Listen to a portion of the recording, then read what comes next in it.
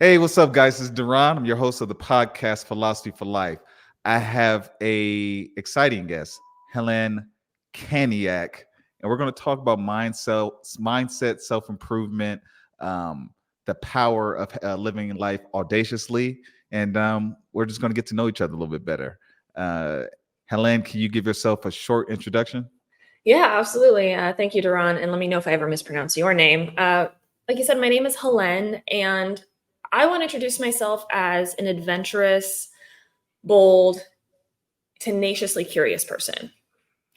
And I'm intentional about introducing myself that way because I think you're expecting me to tell you about my accolades and my accomplishments and what I do, which I will get to, I'm sure, in this conversation. But part of my philosophy is that who we are transcends what we do. And so I wanted to lead with things that you would know about me if you spent any amount of time with me, that I'm adventurous and eternally curious. Okay, so how have you earned that title of being bold? It's been bestowed to me. I think it's something that it's nothing we feel like we're doing. If we're really feeling bold and embodying boldness, I don't think it's something that we realize we're doing until after the fact or until someone reflects that upon us. Because really, anything that subverts the norm or that goes against the status quo could be perceived as bold. But we are just doing what feels authentic and natural to us when we're doing it. So it's something I think it's bestowed on you by others. It's kind of like that stereotype when people are like, oh my God, you're so brave for doing that thing. I could never do that. Right? They call you brave, but you don't think what you're doing is brave. You're doing what feels right to you at the time. And I think that's what makes it so powerful and inspiring to others when you do it, because they're like, oh, this seems to come naturally to you. I could never imagine doing something that looks effortless to you. Tell me your story from the beginning. I want to know who you were growing up. You said you grew up in France. Like, Yeah.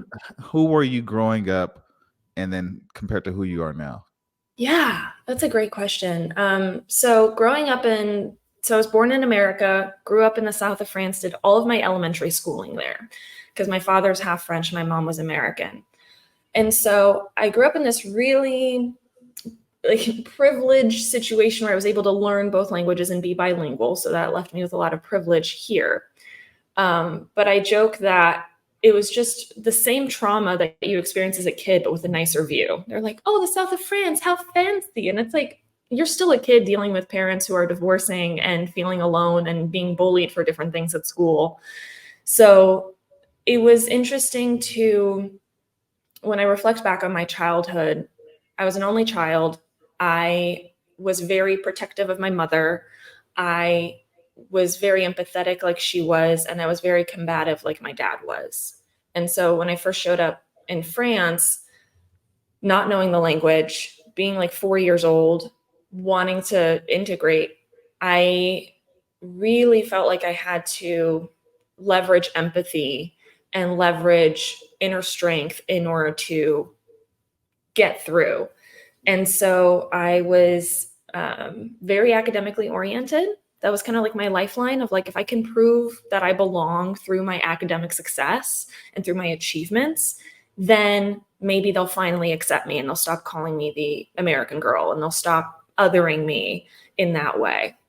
And when I moved back to America in high school, like right at the start of high school and of middle school, I experienced the same thing. They were calling, French fries freedom fries, and they were just not loving on the French at the time. And again, my natural state is to be kind to people, but when I'm faced with anything that I don't understand, my natural instinct it tends to be to rebel. And so it wasn't like, oh no, they're being mean and they're bullying me. Let me be more American. At that point, I was like, oh, like, where's France on a map? Can you even point to it? And they couldn't. And I was like, see? So I just like, Yeah. I started carving this inner confidence that was very much I'll show you what I can do if you don't think I'm capable. And I kind of let that spirit guide me until I went to college in Pittsburgh, amazing school. And I got into the ROTC program, the Reserve Officer Training Course. So I basically started training to be in the Air Force as an officer as soon as I hit college. And another decision that I made because I was trying to challenge myself and specifically do something that no one expected of me to do, that I didn't think I was necessarily capable of, but that I perceived as an adventure that could lead me towards greater improvement and understanding within myself. And then the military is something I got out of only last year. So, Okay. I was looking up information on you, military information on you on YouTube and also on IG, and I just didn't find too much information. But before we even dive into that, I want to rewind and go back to your time in France. How socially, how is it different in France compared to the States? Because, we have a bunch of different, when it comes to relationships specifically, the way we go about dating, socializing, building our friendships in the Western world in general, it's I don't know, things are becoming a little bit more toxic in that regard. So I'm just wondering, like, what are the differences between two countries? yeah. People always ask me that question, and there's definitely more similarities than differences. But to your point, I think what's first noticeable, and this kind of plays into the stereotype that people have about the French, right, is that the French are not as performative as the Americans. And when I say that, I mean there's a reason that when you see them, you perceive them as rude because they're not putting on any kind of like fake face. Like there's no need for them to like, why would I smile at you? What have you done to make me smile? Nothing. So why would I smile? Mhm. Why would I bend over backwards for you? It's just there's this expectation of equity and equality and how they interact with you. And I think that means also there's less perceived friendliness, but that doesn't mean that they're less kind.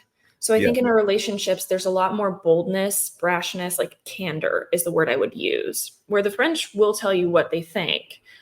They might use flowery words to make a philosophical point in argument, but they're going to be very upfront and honest. And I think in America, there's still a huge pressure to perform, which is incentivized by like the entire culture, the capitalist structure, the need to achieve. And so on a practical level in France, also, they have a completely different work ethic. They have a completely different culture around pleasure versus Mhm. productivity. So I think if I had to really define and separate those two, I'd say America is all about being productive and France is all about, experiencing pleasure. And I think that permeates in the workplace, that permeates in your individual relationships, in what you decide to spend your energy on. That's a nice way of saying that Americans are phony. One thing I noticed is that when I was growing up, there was only about 3 channels on TV, so we didn't have as many um, sources trying to control the way that we thought. So for me, in my neighborhood, my community, we people were pretty direct, and they Mhm. weren't the kindest people, but we did build strong, genuine relationships. And because of that, when I went to college, it's the first time you're around people from different cultures, not just around the states, but then also people from different parts of the world. And most of my friends, I played college football, so most of my friends outside of the football team were foreign, and we got along very well because I guess in those European countries or other parts of the world, people are just more direct. They didn't have the culture. They didn't have the middle class culture in America where you had to smile, act like everything was all right. Take a depression pill or something like that. Like no, none of us had that. So I remember I'm actually going to Dubai to visit a friend of mine from college in a few Wow. days, so it's going to be pretty fun. Somebody from Middle East. But then I remember in our group, I can't remember her name, but it was a girl from France that was in our group. She was attractive. She always wore black and red lipstick, and I thought she was super super rude. So when I spoke to her one time, never spoke to her again. I was like, all right, screw you. I don't have to speak to you anymore. And I said, I'm not speaking to you anymore. And she was like, so I thought she was racist, right? And then like a month or two later, I found out she was hooking up with this black guy from like the South somewhere. And I was like, what the heck? I misread that. But I but I think that she just was nonchalant about a lot of different things. So I was like, all right. I thought it was so funny because she held herself as like upper class, bougie French woman. She, knows everything, smokes. And then she was hooking up with this dude that I knew was wild, you know. So I was like, okay, so you don't know what you don't know. But yeah, back on back on track.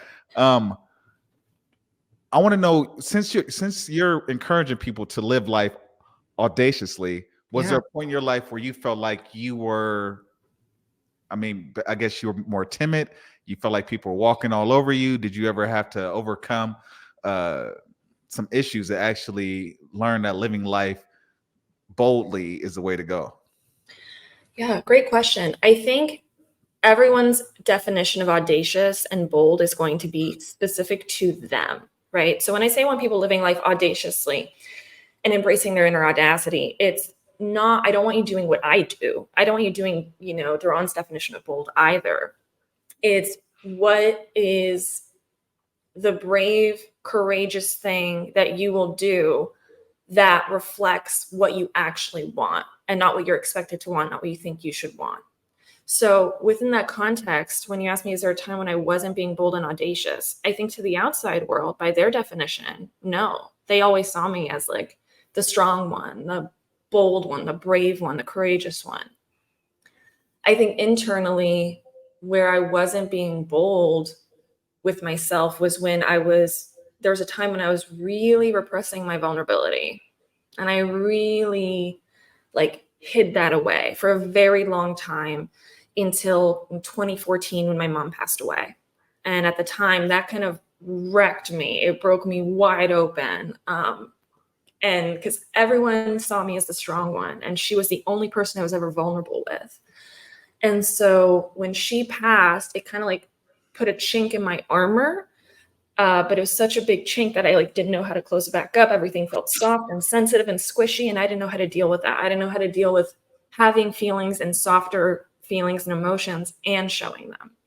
So I was very good at being bold and audacious when it came to strength and stereotypical definitions of power and perception of power and being able to push through and challenge myself and do the hard thing. Where I wasn't being bold and audacious was daring to do the easy thing, daring to be soft, daring to be held, daring to ask for help. Mm-hmm. Being vulnerable ended up being the most audacious thing I had to learn how to embrace. I'm wondering how, because I'm relating this to myself.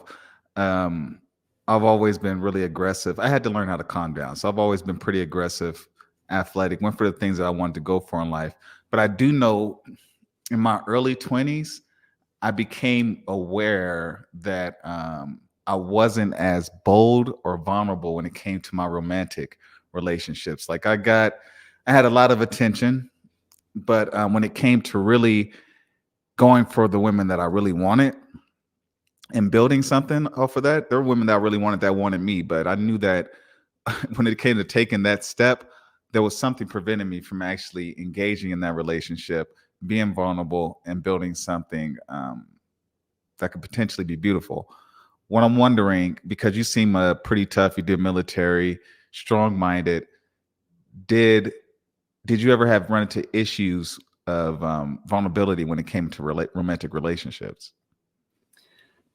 Yes, deep down, yes. I know now as the coach reflecting back that I am the mindset coach. I've done, I've got 13 certifications that, help me understand why we do what we do as people. Looking back, absolutely, I can see how my lack of vulnerability stood in my way. I think if you were to ask me 4 years ago, I wouldn't have seen it as a problem, and I would have seen it as just, well, we're incompatible. Mm. But it was my lack of willingness to be vulnerable that led me to attract people that I was not compatible with. So the part of me that was always seeking a challenge also meant that there was a part of me that always looked for someone who was different than I was, or who would test me or challenge me. And so in some ways, the more incompatible the relationship, the more of a challenge I personally took on. Like, well, I can be anything to anyone, and I can be adaptable, and, I can be a great girlfriend. And so being a good partner became another accomplishment and achievement for me to prove myself through. The problem was, and where I wasn't being vulnerable in this definition, was actually holding space and connecting to what my personal wants and desires were. Yes. And I wasn't letting those take priority and take precedence. So I'll give you an example of, I dated a guy who, like, decent dude, good, like no animosity there, but we were so different that we once went to dressed up as Halloween in the last minute couples costume as Belle and Gaston from Beauty and the Beast in Disney, which I don't know if you've ever seen the movie, the animated movie, but they are antagonists. They are not, they don't end up together. Yeah. And everyone would come up to us and be like, oh my God, this is so accurate. This is so, and I was like, talk about like a walking red flag. And you're like, okay, everyone else sees and knows how different we are. And I had sacrificed so many personal hobbies. I wanted to go swing dancing. I wanted to go to live jazz events. I had things I wanted to do and bring my partner to go do, but they didn't want to do that. But when they wanted to go on a hunting trip, or they wanted to go, do an activity that involved a lot of drinking, then I was like, okay, well, I'll do this because the relationship is more important and I can settle with not having my needs met. And so in those ways, I sacrificed it. And I think if I'd been willing to admit that I was unhappy, which is historically the hardest thing I've ever had to do, when I was able to be vulnerable enough to admit that I was unhappy, especially as a, high achiever, big performer in that regard, that was the most vulnerable thing I could do, is admit dissatisfaction. And that's what allowed me to kind of be like, nope, I don't need, this relationship is not doing it for me. Like, I can be good at it and it's not good for me. I'm glad you went there, because I've actually learned that, I want to say recently myself, is that being the perfect partner isn't always a matter of saying yes and doing everything the right way, looking perfect, sounding perfect. A lot of it has to do with you being able to say no and giving that relationship an opportunity to grow. Because once you set those boundaries, you guys kind of earn respect for each other, and it allows both of you guys to grow. But I really didn't, I don't know, for whatever reason, I just didn't understand that at some point in time. But now I know, like, oh, when you say no, it's not necessarily a bad thing, but the two of you can have that conversation, duke it out if you have to duke it out, but it actually brings you guys a lot closer after you go through that.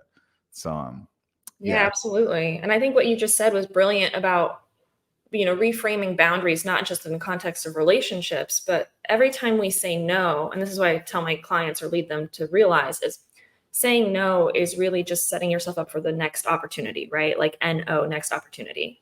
Every time you say no to something, you're really saying yes to something else. So it's not the end of a conversation. It can be the start of a negotiation. You've always been pretty bold, but when you're working with a client, most people aren't, I want to say they aren't that confident or that sure of themselves, or do they know themselves? How do you help somebody gain the confidence to live life boldly, not living by their parents' standard, their social group standard? How do you allow them to get the confidence to live life the way they want to live it? Yeah, absolutely. And that's mostly what I help people with, right? They come to me because they think they want something more superficial, right? Whether it's, to know what next career move they want to make, what job to do, how to heal their relationship with their boss. But really, when I start working with them, I lead them through what I call like the 5 Ps of reclaiming your power. And so the first one is I allow them to be present. I teach them not how to figure out what's next. I let them focus on what's now. Like, most people are so busy. What allows us to think of what do my parents want? What should I do next? What does my company expect of me? We're always thinking in the future. And so I think the first step is like, okay, where are you at right now? What are you feeling? So I help them reconnect a lot to their thoughts, their feelings, their emotions that are kind of a little deeper, and allow them to make connections between those things and their behaviors and their actions. Because they know they can be dissatisfied with their habits and their actions, but they're not necessarily accounting for why they're doing what they're doing. Which leads me to the most important thing that I help them understand before they get confident, is rediscovering their purpose. Now, when I say purpose, I don't mean this overwhelming sense that you have one purpose in life and you have to do it and you have to figure out, otherwise you're screwed. That's overwhelming. I mean, for what purpose? What is their why in this moment? What is their drive? What is motivating them consciously and unconsciously? And they need to become aware first and foremost that what's been motivating them has not been self-motivated. So before they can be bold and be confident, they have to first realize, okay, I am not doing what I want to do. Oh, okay. Well, then why am I doing what I'm doing? Okay, well, yeah, when my dad told me when I was 10 that, if I didn't maintain my reputation and work hard, that I would never be respected in life. So now every decision I've made unconsciously has been built on how do I earn the most respect and the best reputation, which sets me up to build everything I do based on how others will perceive me, right? Once they have that awareness, then we can start saying, okay, do you want to keep this definition in your head? Do you want to keep this motivation inside of you? Is this what you still want? And most of the time they say no. I want to be motivated differently, but I don't know how. I'm like, cool. So then we focus on what are all of the things that do bring you joy? What are the things that do bring you pleasure, that make you feel comfortable? And ultimately, I help them reconfigure their purpose so that it's motivating them towards pleasure and not away from pain. And so that's really the first essential piece, because confidence, I don't know if the question or like begs the answer of, well, I just tell them to like do power poses and speak loudly and walk softly and carry a big stick. Confidence is innate. I don't want people to have the confidence that we perceive as performative. I want them to have almost like more of a French confidence, that nonchalance that you're describing, rather than American confidence. I don't need them to be loud and bold. They can be introverted and quiet and shy and still be confident and bold. The difference is when someone speaks up at a meeting, they're not taking that to mean something about themselves. They're not letting outside circumstances dictate their self-worth. So they're being bold by letting things like roll off their shoulders and by being able to say no when things don't align with who they are. And that starts with them realizing, okay, why do I want what I want? What's driving me? And then who do I want to become such that it aligns with why I want to be here? Why does this work matter to you? So when I was in the military, my job was a criminal investigator. So I was a federal agent for the Air Force. And my job was to interview and collect facts and talk to a lot of people who were both accused of crimes, victims of crimes, witnesses to crime. So you can imagine my job was basically to make people feel safe enough to talk to me on their worst day during a very scary moment. And while I learned a lot of skills from that, and I am really grateful I was able to help people in that way, what I came to realize and be frustrated by was how many of the crimes and how much pain I witnessed was preventable through communication. Everything that had happened, if people had known how to express themselves, all of the crimes I saw could have been committed or could have been prevented, right? From like the murder-suicide to the assault to, domestic violence cases. If people were, and I don't mean just like, oh, if you just had a conversation and gone to couples therapy, but I also mean the communication internally with themselves. If they had known what they were feeling and like appreciated and learned how to healthily feel their feelings and be present and know what they wanted and given themselves permission to want what they wanted, they wouldn't have felt the need to express themselves in a way that was unhealthy and had external circumstances suffer. And there are a lot of people who didn't know how to say no. I had a lot of, it broke my heart when a lot of victims were like, I was afraid that if I said no, I didn't know what would happen. Right? Or I didn't know how to say no. And folks were also afraid of saying yes. And so that broke my heart in a big way. And it really drove me to say, okay, if I can help people say no confidently and actually know what they want so they know what they're saying no to, then the ripple effect I can create is those people can then inspire those around them to speak up for themselves and take a stand for themselves. So that's what motivates me. You know, I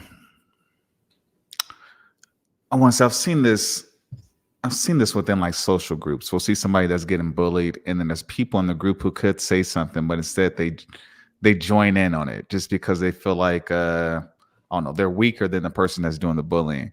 Or I Mm, see it in work. Sometimes a workplace is beautiful and it becomes toxic because nobody's calling out that one person or they're intimidated by that boss. And I've also seen I worked for University of Utah's police department for 6 years, yeah. and there was an incident where one of the track players was murdered by her boyfriend, and her and her parents reported this guy for almost a year that he's been stalking her, he's doing X, Y, and Z. Nobody from the police department, they're always waiting for somebody else to address it. And I see the same behavior in many different areas of life.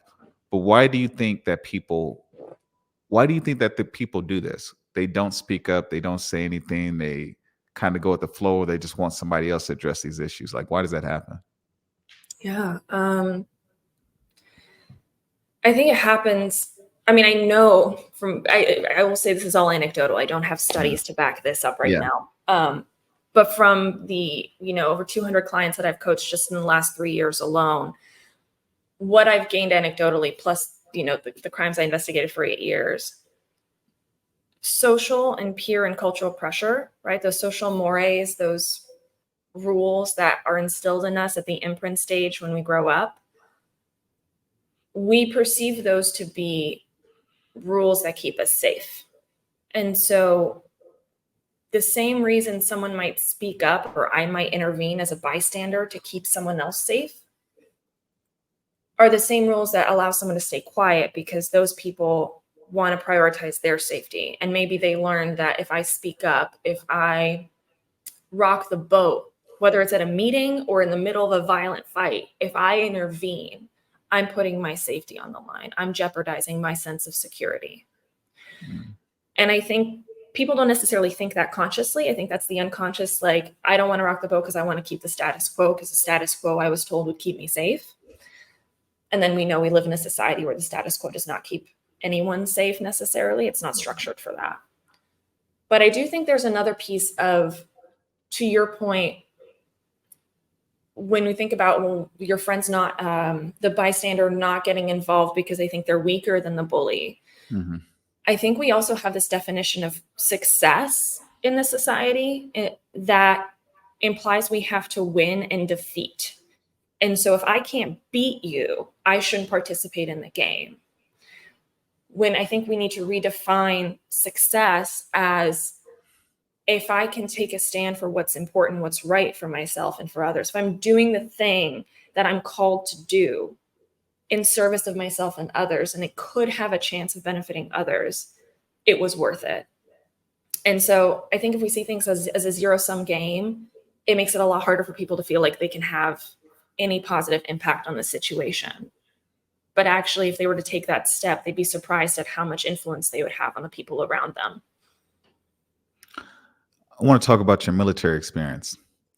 Why, what made you somebody that was from France, attractive, artsy, creative woman? What would make you want to go into the military when you get into college?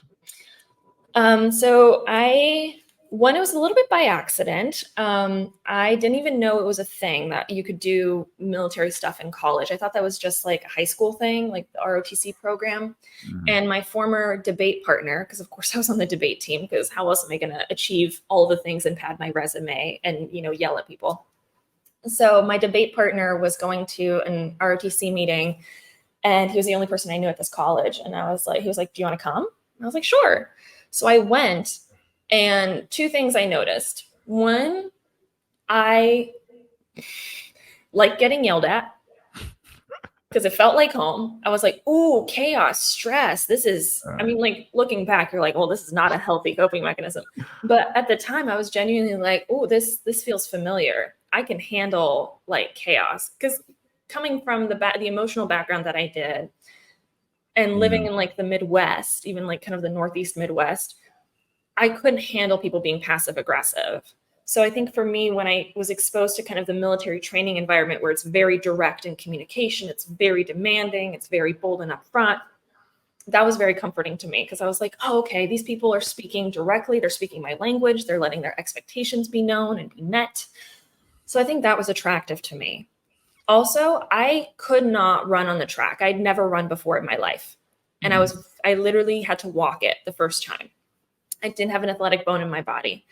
And I liked that challenge. I was like, what's going to hold me accountable to doing something I would never do otherwise?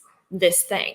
And so I did it for the challenge. I did it because I like the direct communication. And lastly, I wanted something to hold me accountable. And more importantly, I wanted something that would hold people around me accountable because it was nice.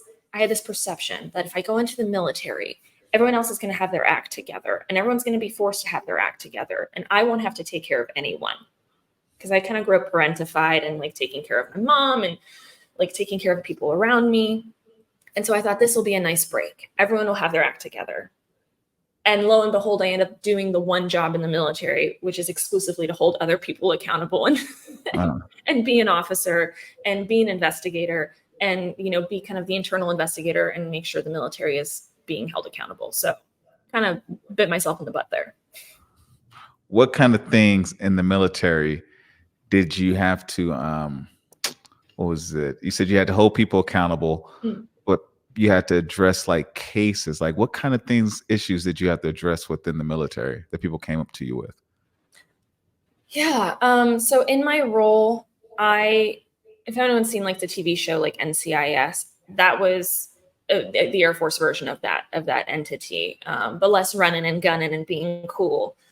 So what I really had to address was anytime a crime was committed by someone in the Air Force to someone in the Air Force, or later in my career, anything impacting the Department of Defense contractually that came to fraud, theft, anything along those lines, I would get involved and try to find the facts of the matter.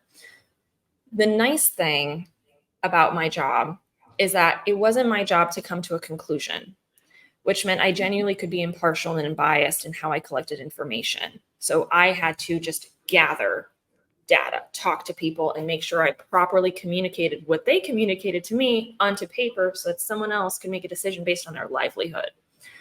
And so in that sense, there was a lot of responsibility to make sure that for me, I captured the information correctly. I got everything that they wanted to say out and let them be vulnerable enough to tell me what they were thinking and feeling so that, you know, they could put their future in someone else's hands.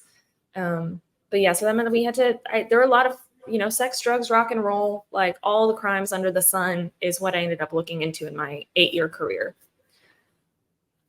Okay. And why did you leave the military? Yeah. So I've been talking to a lot of folks getting out, and we all kind of say the same thing, which is the decision to get out of the military is rarely an instantaneous one. It's this feeling of I'm getting ready to get out, and you're usually just like waiting for the right time or the straw that kind of breaks the camel's back. Yeah.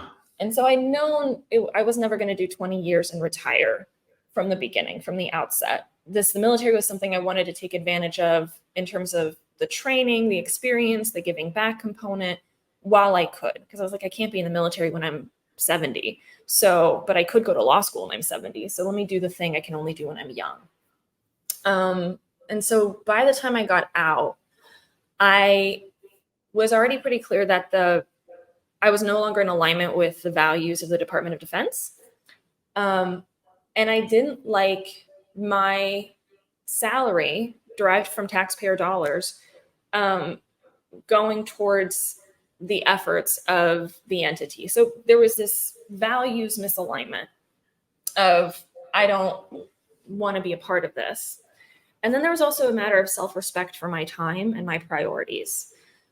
So if the most precious thing we have in this world, which I believe is our time, because we cannot get that back, is this the best use of my time? Do I want to be spending my hours in this cause and this mission?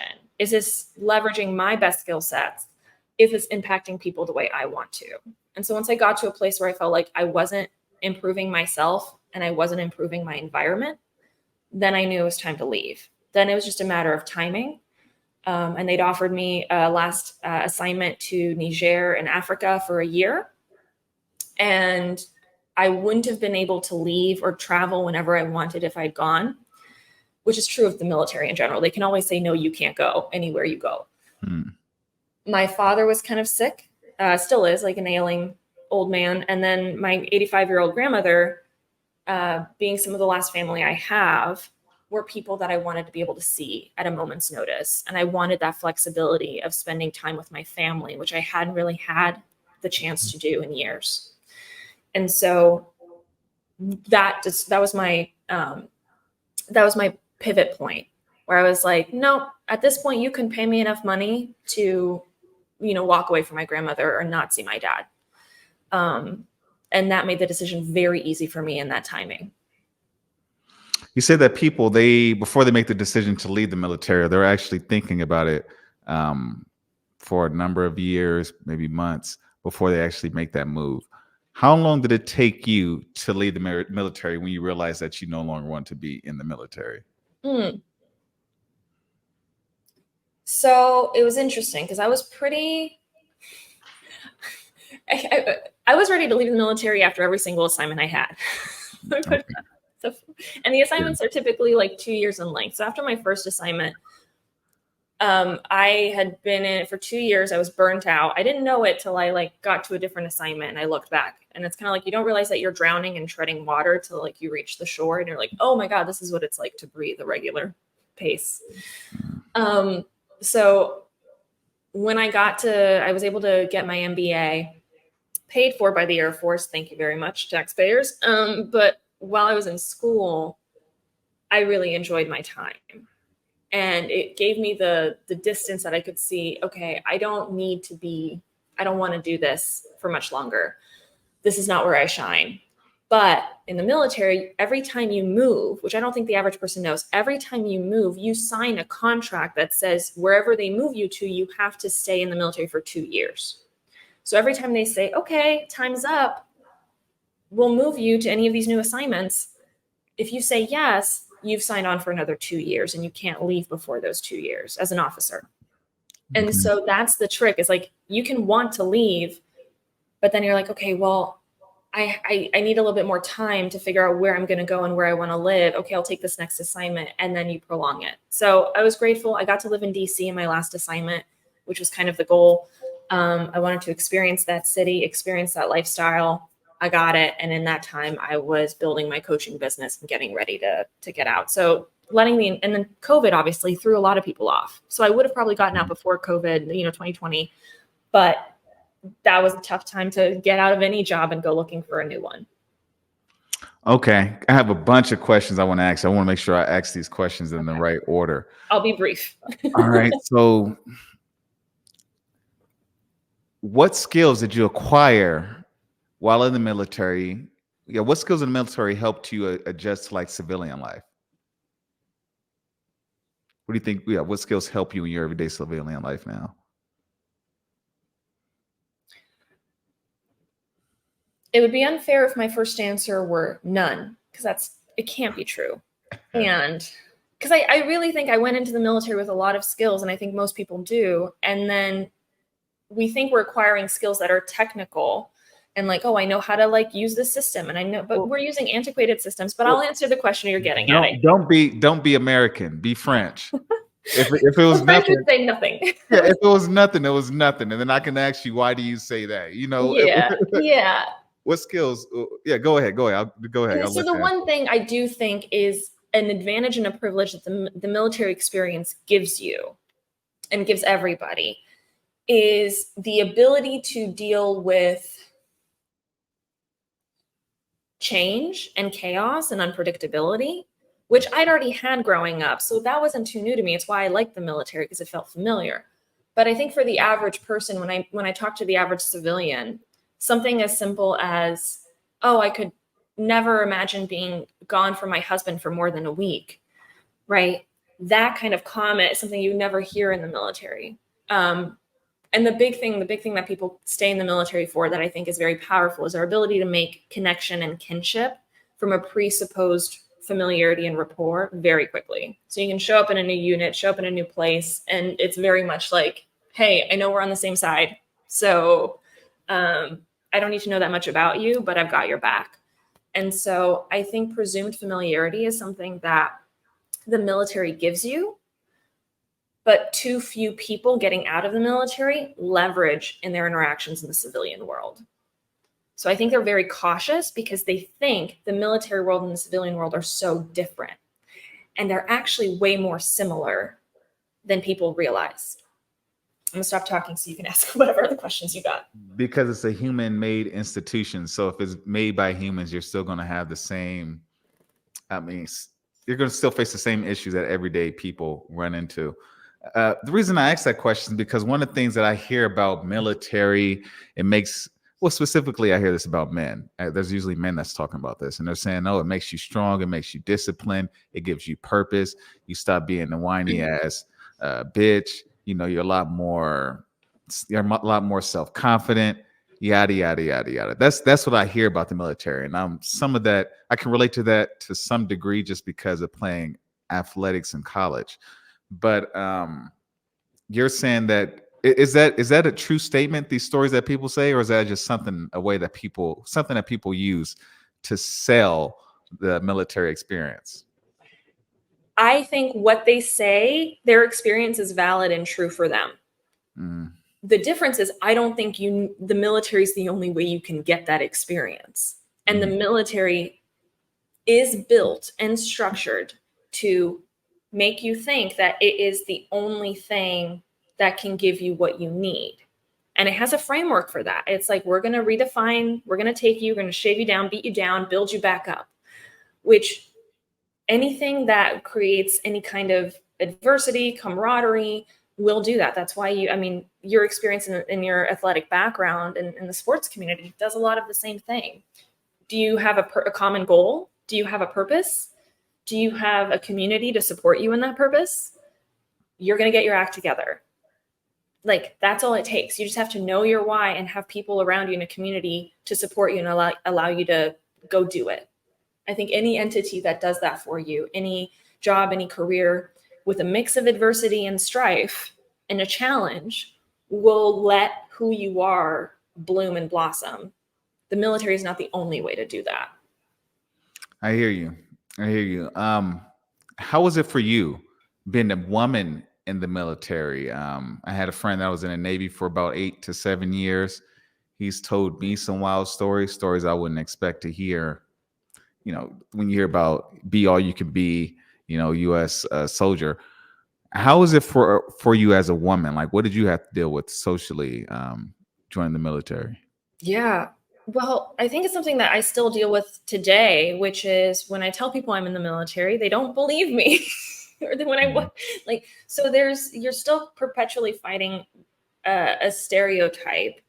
I think when I was in the military, definitely not just because I was in the military, but also in law enforcement in the military, which is already like male dominated environment, extra male dominated, as you know. So it's like, I was literally for a long time the only woman in my office for probably of the 8 years, for probably 6 of those years. And that's just eliminating the 2 that I was in school. So I think this happens in general when you're a minority in a room, is you have to balance this experience of tokenism where you want to take a stand for who you represent and what you represent. And you also need to be able to integrate and be taken seriously. I will give you an example, though, of something that I experienced that none of my male counterparts ever experienced, which is when I said no, like to work, like we all help each other out, right? We all go out, we help each other in interviews. There were a couple times when I would always help everyone out. The 2 times I said no, I don't know if I'm allowed to swear on this. I don't want to like ruin your YouTube algorithm. Keep it real. Oh, I would have sworn a lot more. I just don't want to ruin your YouTube algorithm. But I was told, I was called a bitch for saying no, like, hey, I have something else to do. I'm not able to help you. Wow, why do you have to be a bitch about it? No one in the office had told me no 1,000 times. No one had ever been like called that. And the other time is I was told to get laid, that I needed to get laid. because I said no and I wasn't able to help someone on their assignment. Mm. So those are like the tiny little things that they didn't like break my soul. They didn't make me feel horrible as a person, but they were like, whoa, talking about audacity, right? Of like, you would never say this to your male counterpart. You wouldn't dream of it. You might insult him in other ways, but you wouldn't presuppose that his work is being impacted by his personal life, or by his personality. You would just take it for what it is. So, yeah. That's what I was curious about. I was curious if you face any kind of like sexual harassment, or if men felt intimidated by you because, like you said, when you're in male dominated spaces like that, being the minority, people are going to try you. And yeah, I guess you answered that clearly. I remember working for the police department. We had an officer.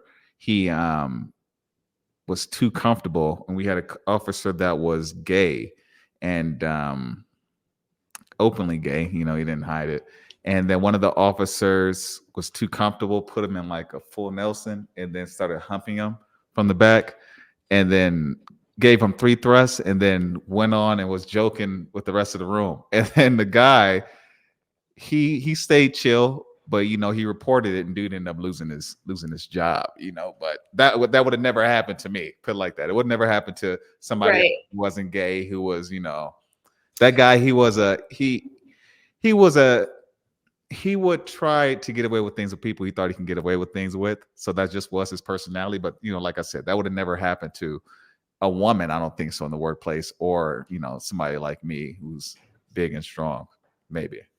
Yeah, no, I think to your point, like it's like I forgot about these moments, and you asked like, was I ever sexually harassed? And it's like, absolutely. I deployed to Qatar for a year, Oh. and I remember the moment when we were talking, it was around the Black Lives Matter protests were happening in the US, and our boss, the colonel, came in and wanted to have a talk about like discrimination in the workplace and all this stuff.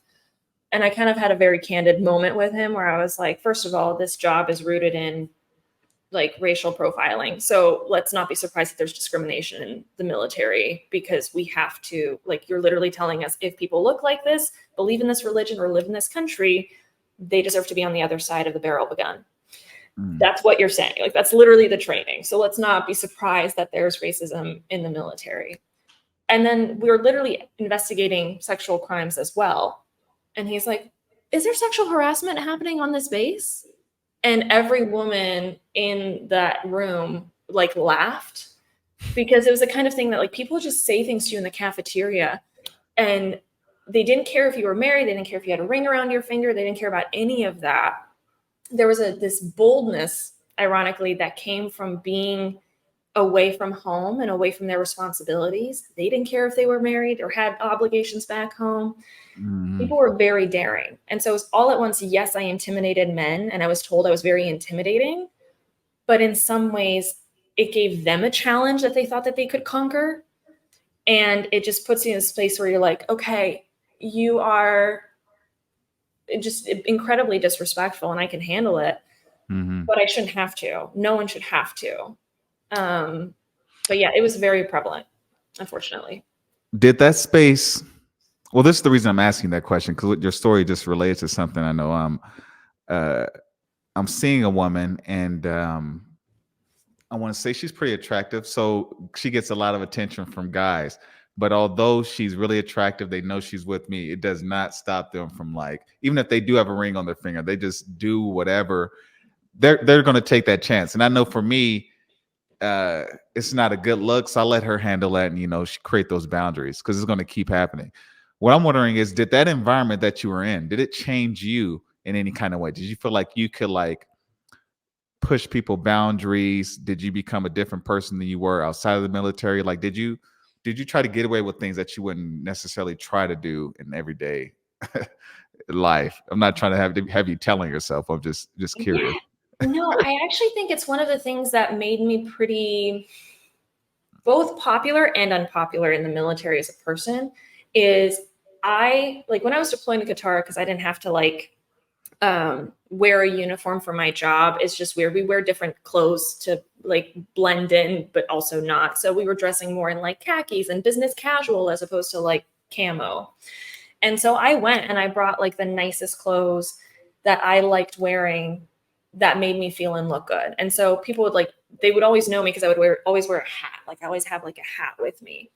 And so I'd be in the desert wearing this hat, and I became known as Hat Girl. And I share that silly example of self-expression because it's representative of the fact that I refused to let the military disintegrate my identity, my values, which made me a pain in the butt sometimes for my bosses because I would never I would always toe the company line, but more importantly, I would never lie when asked a question. And at first, depending on who my boss was, it made me unpopular. But by the end, I was being called into meetings that had nothing to do with me or my side of the equation. Like I didn't have anything to do with the operation they were running, but the boss would call me in because he was like, I know you're going to tell me what you think and you're going to be honest about it. And so did I lose any part of myself or shift any part of myself because of the military? No. If anything, I had to, the more I grew to embrace who I was and who I'd always been, the more success I found. And I think that's the real mindset shift that I help my clients through is you think conforming is what's going to keep you successful, but it's just going to make you average and it's going to make you stay like you're going to be negligible. People are going to feel nonchalant about you. Yeah, you're not going to upset anyone, but you're also not going to impress anyone. You're also not going to be happy by the end of it. You're going to be burnt out and miserable and wondering, what are you doing? Why am I lost? Why do I have no purpose? So yeah, I was privileged that I was very confident in myself throughout my experience, especially the longer I stayed in, not because I was better at being in the military, but because I was better at being myself. And that made me better at everything else I did. Yeah. So I don't know if that's the answer you were looking for, but it's one I have for you. It's funny. One of the last statements you made, it related to what we spoke about earlier about speaking your truth in your romantic relationships. Because yes, you mentioned like not offending anybody, and a lot of times in a relationship, you're trying to put on your put your best foot forward, try to put on a perfect image, but it doesn't give the person a chance to really connect with you on a deep level if you're not being your authentic self. You said you grew up in an area. You were in France, and then you moved to which state did you move to after leaving France? Pennsylvania, so northwestern Pennsylvania. Okay, so you're in Erie, northwest. PA. Yeah. Okay, and then you went to Pittsburgh for college. So what I'm curious, you said you grew up more aggressive. People are more in your face, more blunt, and you kind of took that with you in college. I was that way as well at some point, but I felt like at some point in time, I felt like I was intimidating people too much, and I felt like you had to be a little bit more graceful in life. Like, where do you lean now when it comes to passivity or being bold? And what do you think? How do you think people really? Obviously, we're all born. We have different DNA, etc. But what advice would you give to somebody who's actually trying to balance the two? Yeah, I want to acknowledge the elephant in the room that some people think the more like to be audacious, to be bold, to speak up, to be aggressive, direct, that all of those things have to come at the expense of other people. And that's just not true. We just perceive it that way because we've defined aggression as like going back to the definition of success, one person conquering and defeating someone else, that there's a zero-sum game here. Yeah. And so in terms of how do you strike the balance, it really comes back to what I said at the beginning of like being present and knowing what your purpose is, which is I'm direct. I'm still as direct as ever, but I'm less aggressive and direct for things that aren't important to me. So before, very much the devil's advocate, very much like almost a martyr and wanting to protect and defend everyone from everything, I had to learn two lessons very quickly. Doesn't matter how much I can help someone. Some people don't want to be helped. And if they don't want to be helped, like no amount of encouragement, candor, boldness on my part is going to inspire them to do anything. So I'm barking up the wrong tree with my boldness.